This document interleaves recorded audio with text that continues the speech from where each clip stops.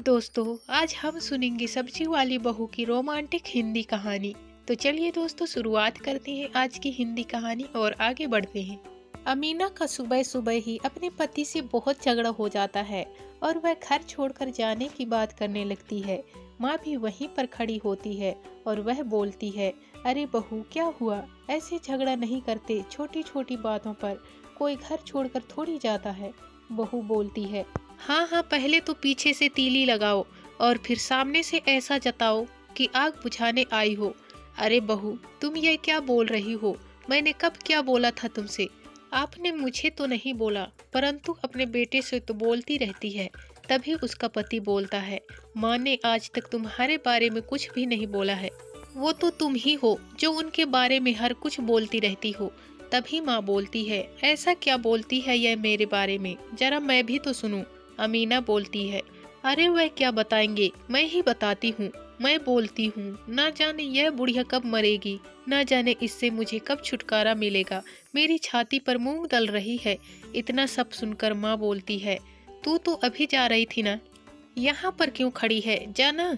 हाँ हाँ, चली जाऊंगी, परंतु पूरे मोहल्ले को बताकर जाऊंगी कि दोनों बहू बेटे मिलकर मुझे यहाँ से क्यों भगाना चाहते हैं।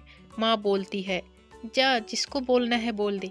मैं भी यहाँ 30 सालों से रह रही हूँ, अपना दबदबा बना कर रखा है यहाँ पर मैंने। अमीना बोलती है, देखते हैं आपको यह लोग कैसे जीने देते हैं। तभी अमीना का पति बोलता है, तुम जाती क्यों नहीं यहाँ से? जाने का दरवाजा उधर है, निकल जाओ यहाँ से। इतना सब सुनकर अमीना वहाँ से तुरंत निकल जाती है। अगले दिन बाहर से जोर जोर से सब्जी वाली की आवाज आती है। माँ बोलती है, जा बेटे, सब्जी लेकर आ जा।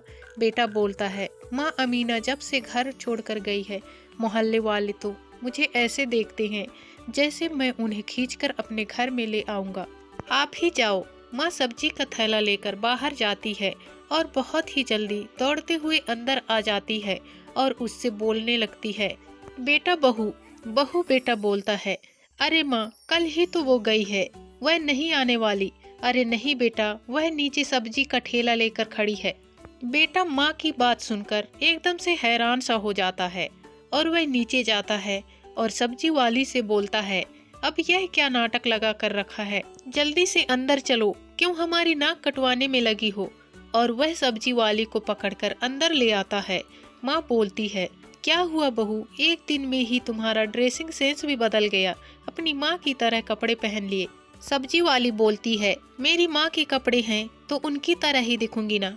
माँ बोलती है, बस बस, बहुत हुआ तेरा नाटक, अब ये कपड़े निकालो और ढंग के कपड़े पहनो। सब्जी वाली को कुछ समझ में नहीं आता है, परंतु जब वह दीवार पर अमीना और उसके पति की तस्वीर देखती है तो उसे मीना और साक्षी का पूरा चक्कर समझ में आ जाता है। उसका पति बोलता है, आज हम बाहर खाने पर चलेंगे, तैयार हो जाना। दोनों शाम को भोजन पर जाते हैं। सब्जी वाली मन ही मन सोचती है, यह कितना बढ़िया है, इतने महंगे कपड़े, इतनी महंगी होटल और ऊपर से इतना अच्छा मकान, जिंदगी हो तो ऐसी। तभी सब्जी वाली पूछती है, बताओ न, मैं यह घर छोड़कर क्यों गई थी? तुम घर छोड़कर इसलिए गई थी क्योंकि तुम्हें अच्छी एसी नहीं मिल रही थी, अच्छे कपड़े पहनने को नहीं मिल रहे थे, बढ़िया भोजन खाने को नहीं मिल रहा था और महंगी होटल में नहीं ले जा रहा था। इसीलिए सब्जी वाली सोचती है, इतना सब कुछ भी किसी के लिए कम हो सकता है। अगले दिन से सब्जी वाली रोज सुबह उठती थी, सुबह से सबके लिए भोजन बनाती, घर का सारा काम भी करती और दिन में टीवी देखने के पश्चात आराम करती। कुछ दिन ऐसे ही बीत गए। एक दिन जब सब्जी वाली आराम कर रही थी, तभी वहाँ पर माँ बेटे आ जाते हैं और वह सब्जी वाली से बोलते हैं, तुम्हें शर्म नहीं आती किसी और की जिंदगी जीते हुए? गरीब सब्जी वाली, निकलो यहाँ से। तभी अमीना सब्जी वाली से बोलती है, तुम कैसे किसी और के घर में आ सकती हो?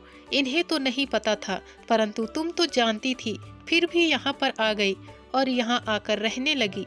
मुझे तो यह समझ में नहीं आ रहा है, इस छोटे से घर में तुम कैसे रह सकती हो, जहाँ पर कोई भी सुविधा नहीं है। अब निकलो यहाँ से। माँ बोलती है, एक बात तो है, भले ही यह सब्जी वाली है, परंतु हमने जो बहू को लेकर सपने देखे थे वह उसमें खरी उतरी है। अच्छी बहू के सारे गुण हैं, सब्जी वाली यह सब सुनकर जाने लगती है, परंतु जाते हुए एक बात बोलकर जाती है, मैडम यह सब आपके लिए छोटा होगा, परंतु आपके लिए जो छोटा या फिर कुछ नहीं है वह किसी के लिए किसी स्वप्न से कम नहीं है। इसलिए ईश्वर ने जो दिया है उसमें प्रसन्न रहो, कभी भी किसी वस्तु को छोटा और कम मत समझो। आज की कहानी में बस इतना ही दोस्तों, मिलते हैं इसी तरह फिर किसी नई कहानी के साथ, तब तक के लिए धन्यवाद।